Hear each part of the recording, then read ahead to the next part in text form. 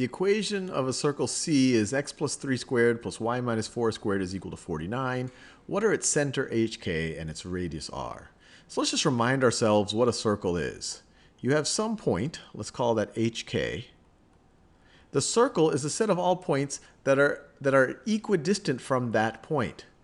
So let's take the set of all points that are, say, r away from hk. So let's say that this distance right over here, this distance right over here is r. And so we want all the set of points that are exactly r away. So all of the points x comma y that are exactly r away. And so you can imagine you could rotate around and all of these points are going to be exactly r away. And I'm going to try my best to draw at least a somewhat perfect looking circle. I won't be able to do a perfect job of it, but you get a sense. All of these are exactly r away, at least if I were to draw it properly. They are r away. So how do we find an equation in terms of r and hk and x and y that describes all these points?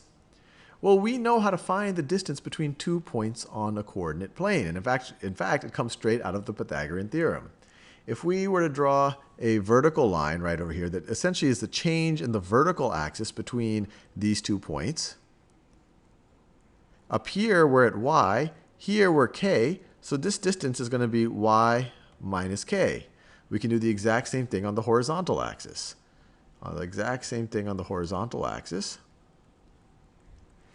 This x coordinate is x, while this x coordinate is h. So this is going to be x. This is going to be x minus h is this distance.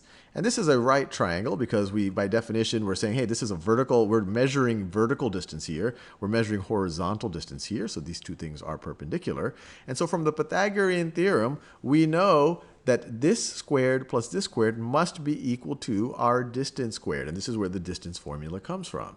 So we know that x minus h squared plus y minus k squared must be equal to r squared.